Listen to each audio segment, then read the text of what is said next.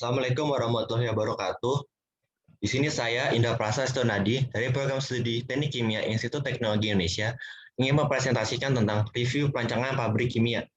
Adapun presentasi ini untuk memenuhi syarat UAS pada perancangan pabrik kimia. Oke, adapun topik presentasi saya hari ini yang pertama ada sistem reaksi, yang kedua unit operasi, tiga instrumen PNID, yang keempat evaluasi ekonomi, dan kelima kaitannya mata kuliah PPK dengan TA yang sedang saya jalani sekarang. Pertama ada sistem reaksi. Jadi reaktor itu kan adalah suatu bejana atau vessel untuk menjalankan suatu reaksi kimia. Nanti di dalam reaktor itu terjadi transfer panas, terjadi transfer massa. Makanya reaktor tersebut harus dilengkapi dengan sistem keamanan. Seperti pada gambar di bawah, yang sebelah kiri itu adalah jenis reaktor CSTR. Yang sebelah kanan itu jenis reaktor PFR, di mana kedua reaktor ini adalah reaktor yang sering dipakai pada industri kimia. Oke, selanjutnya ada komponen informasi pada reaktor. Yang pertama ada kebutuhan katalis. Katalis tersebut memegang peran penting. Kan katalis itu kan suatu zat yang dapat mempercepat suatu reaksi kimia tanpa dia harus ikut bereaksi. Sehingga dia mempengaruhi jumlah produk yang dihasilkan per jamnya berapa. Nah, selanjutnya ada kontrol suhu, umpan, dan tekanan. Jadi reaktor tersebut harus dioperasikan pada suhu optimum. Kan suhu optimum itu juga mempengaruhi kecepatan reaksi ya. Terus juga tekanan pada reaktor itu mempengaruhi fase reaksi dan juga keamanan pada sistem. Jangan sampai reaktornya dioperasikan pada tekanan terlalu besar sehingga membahayakan keamanan. Selanjutnya ada fase reaksi. Ya, fase reaksi ini kaitannya juga ke jenis reaktor ya. Misalkan reaksinya cair-cair, maka kita bisa pakai CSTR. Misalkan reaksinya gas-gas, maka kita bisa menggunakan PFR. Selanjutnya ada tipe reaksi. Jadi tipe ini reaksi kan ada eksotermis sama endotermis ya. Misalkan dia reaksi eksotermis, berarti terjadi kenaikan suhu, maka dia membutuhkan cooling jacket atau pendingin. Terus juga misalkan dia reaksinya endotermis, reaksi endotermis itu berarti dia membutuhkan koil pemanas di dalamnya. Yang terakhir kapasitas produksi. Kapasitas produksi ini berkaitan sama kuantitas produk yang mau diinginkan pada reaktor tersebut. Jadi nanti ketahuan bahan baku yang dibutuhkan berapa untuk mencapai kapasitas produksi tersebut ya. Selanjutnya untuk sistem reaktor ini ada 3 ya. Sistem batch, continuous, dan semi batch. Untuk yang batch ini, ketika reaksinya berjalan, umpan masuk nih, masih berjalan, itu nggak ada umpan yang dimasukin lagi atau produk yang diambil selama reaksi berjalan. Biasanya digunakannya pada fase cair. Terus karena ada sistemnya batch, maka waktu tinggalnya itu lebih lama dibanding sistem yang lain. Sementara kalau continuous, ada umpan masuk dan produk yang diambil itu jalankan secara bersamaan gitu. Sehingga pengoperasiannya lebih mudah, juga biaya investasinya lebih murah. Nah, untuk semi batch itu pada waktu tertentu saja umpan tersebut dimasukkan dan produknya itu diambil. Jadi hanya dalam beberapa waktu tertentu saja. Di sini keuntungannya yaitu biaya perawatannya lebih murah. Oke. Tadi untuk pembahasan sistem reaksi udah, kita lanjut ke pembahasan selanjutnya ya, yaitu unit operasi teknik kimia. Yang pertama ada alat penukar panas. Biasanya alat penukar panas atau heat exchanger ini berfungsi untuk memanaskan suhu umpan atau menurunkan suhu umpan. Terus jenis-jenis exchanger itu ada cell and tube, double pipe, dan pad and frame heat exchanger. Kalau di gambar sebelah kiri itu jenisnya cell and tube heat exchanger. Terus juga masih ada lagi ya alat-alat pemanas yang banyak digunakan seperti boiler. Boiler kan biasanya digunakan untuk memanaskan air, membentuk steam, terus juga untuk membangkitkan energi nanti steamnya kan. Dan masih banyak lagi alat-alat untuk pemanas yang digunakan di industri kimia.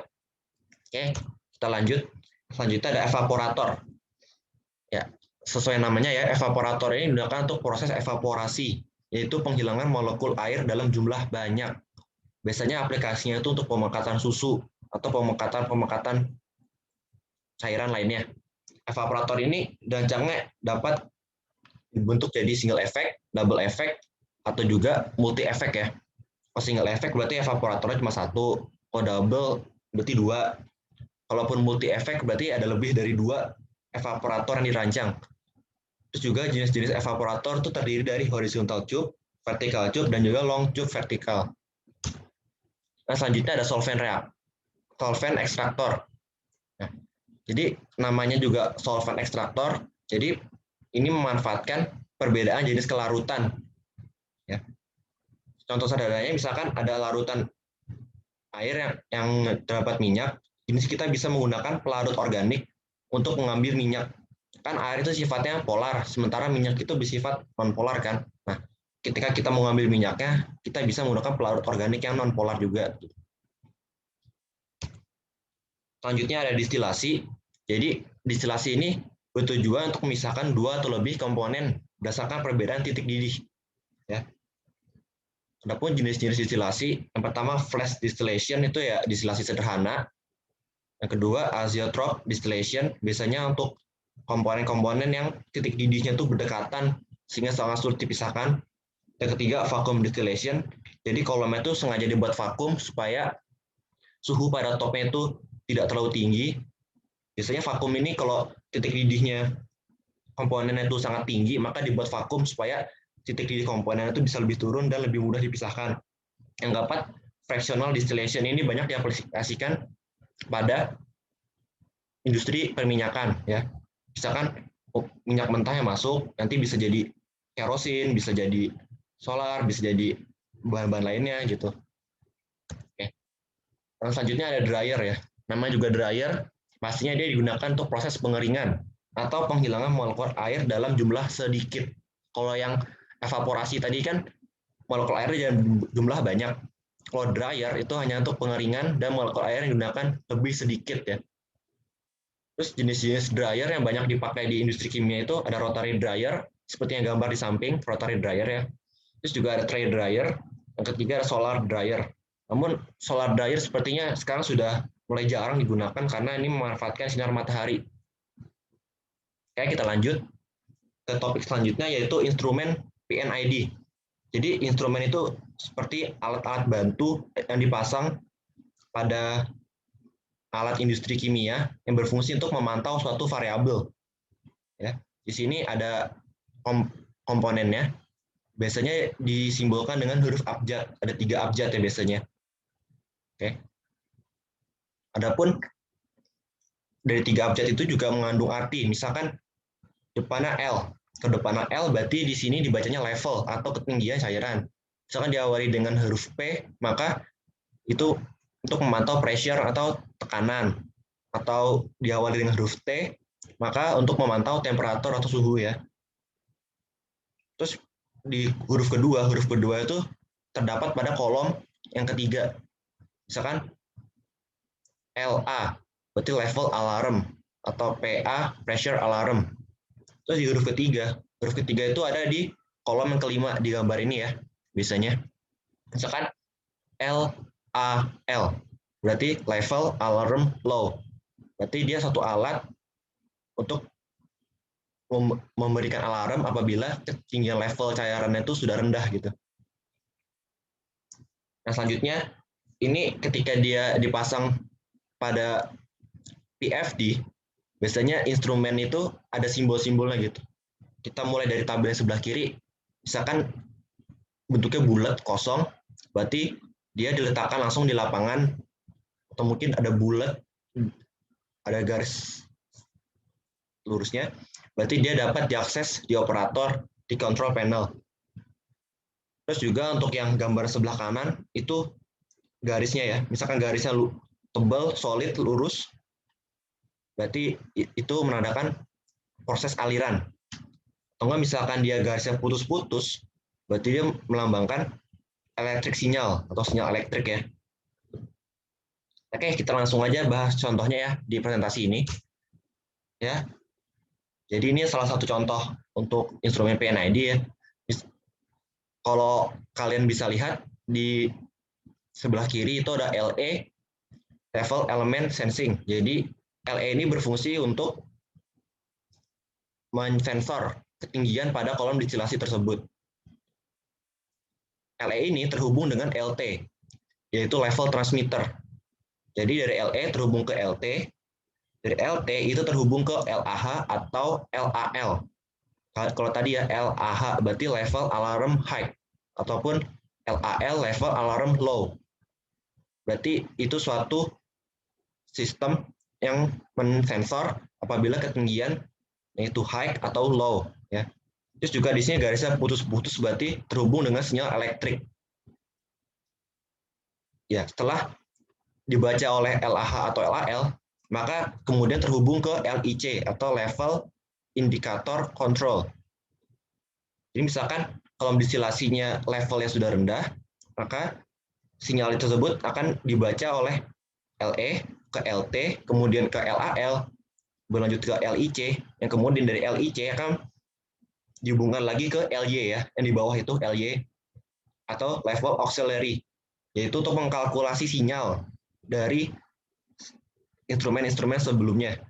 Setelah LY ini sudah mengakumulasi sinyal-sinyal tersebut, kemudian dihubungkan ke LCV atau level control valve.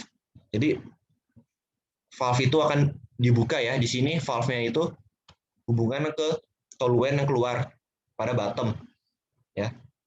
Jadi misalkan level alirannya rendah atau level ketinggiannya pada distilasi itu rendah, berarti toluen yang keluar itu ya ditahan dulu supaya tidak keluar gitu. Ataupun sebaliknya misalkan level ketinggian ya bisa diatur juga menggunakan sistem-sistem sensor ini gitu. Oke, kita lanjut ya ke pembahasan selanjutnya. Yang terakhir yaitu evaluasi ekonomi. Ya. Jadi evaluasi ekonomi ini ada 3 ya. Yang pertama ada modal, kemudian ada manufacturing cost, yang ketiga ada analisa ekonomi. Dari modal dulu ya kita bahas, itu ada modal tetap dan ada modal kerja. Untuk modal tetap itu meliputi ya letak pabrik, gedung, utilitas, dan alat proses lainnya. Sementara modal kerja, modal saat kegiatan perekonomian berjalan itu seperti persiapan bahan baku atau persediaan maintenance dan service. Nah, selanjutnya ada manufacturing cost ya. Manufacturing cost itu terdiri dari bahan baku, transportasi, yaitu pendistribusian barang. Terus ketiga ada biaya produksi, ketenaga kerjaan, supervisor, laboran, itu masuk ke biaya produksi. Terus biaya overhead dari keuntungan karyawan, poliklinik, biasanya kan kalau industri pasti ada klinik P3K atau ada tempat perawatan kalau terjadi apa-apa. Terus juga ada kantin biasanya di satu industri kimia untuk tempat istirahat. Terus juga biaya seperti penyusutan dan pajak itu masuk ke biaya overhead. Yang kelima ada pengeluaran umum ya, berupa pengeluaran administrasi atau riset ilmiah. Yang selanjutnya ada analisa ekonomi. Nah, analisa ekonomi ini tujuannya untuk mengkaji keuntungan yang dapat diperoleh dari penanaman modal tersebut ya. Terus hasilnya ini digunakan untuk mengambil keputusan kira-kira penanam modal ini mau diterusin atau enggak sih gitu. Pada penilaian kriteria investasi ini yang perlu diperhatikan beberapa lama proyek tersebut memberikan hasil atau keuntungan ya. Jadi penting juga untuk mengkaji ekonomi ini supaya kegiatan perindustrian itu tetap berjalan ya. Nah, selanjutnya ini ada parameter yang digunakan pada analisa ekonomi ya. Pertama ada return of investment atau ROI, yaitu pengembalian investasi yang merupakan rasio hasil dan jumlah aktiva. Dapat dilihat juga rumusnya. Kedua payout time. Kalau tadi kan rasio ya ROI itu. Yang selanjutnya payout time itu waktu yang digunakan untuk mengembalikan modal awal dengan laba yang diperoleh. Yang ketiga net present value, itu selisih antara investasi yang sekarang dengan nilai kas bersih di masa datang. Rumusnya juga dapat dilihat untuk NPV. Selanjutnya ada net benefit cost ratio, yaitu perbandingan antara nilai bersih sekarang yang bernilai positif dengan nilai bersih pada tahun yang bernilai negatif ya. Untuk rumusnya juga dapat dilihat ini tidak jauh berbeda dengan penjelasannya pada NPV. Nah, kalau tadi evaluasi ekonomi sudah kita bahas, kita berlanjut ke topik yang terakhir, yaitu kaitannya PPKI ini dengan TA yang sedang saya jalani. Adapun judul TA yang sedang saya jalani adalah prarancangan pabrik polikloropen dengan jalur butadiena dengan kapasitas 75.000 ton per tahun. Adapun polikloropen ini dia bisa diaplikasikan pada industri masker atau industri sarung tangan ya. Tapi untuk dari pabrik ini kita hanya memproduksi polikloropen berupa sheet atau lembarannya saja. Adapun dari judul PPK ini, dari judul TA ini kaitannya dengan PPK itu diterapkannya pada pertama, penentuan kapasitas produksi berdasarkan supply dan demand di negara Indonesia. Di sini kita mencari data impor, ekspor, dan konsumsi di negara Indonesia itu berapa jumlahnya. Kemudian kita di sini merancang kapasitas sebesar 25.000 ton per tahun. Di sini kita harapkan kapasitas tersebut dapat memenuhi kebutuhan konsumsi Indonesia dan juga kita akan mengekspor polikloropren ini di negara-negara luar. Selanjutnya kedua, penentuan lokasi pabrik. Ya. Untuk lokasi pabriknya ini kita ada di Cilegon. Adapun di sini pertimbangannya adalah ketersediaan bahan baku ya. Bahan baku butadien, di situ klorin itu juga tersedia di sana. Di sana kan banyak pabrik seperti Canda Asri, Sulfindo. Nah, kita juga akan membeli bahan baku dari mereka. Di sana juga memang daerah industri, jadi untuk SDM dipastikan bisa tersedia. Nah, selanjutnya untuk perancangan BFD dan PNID pada TA kami pastinya juga menggunakan materi-materi dari mata kuliah PPK. Yang selanjutnya perancangan kondisi operasi proses.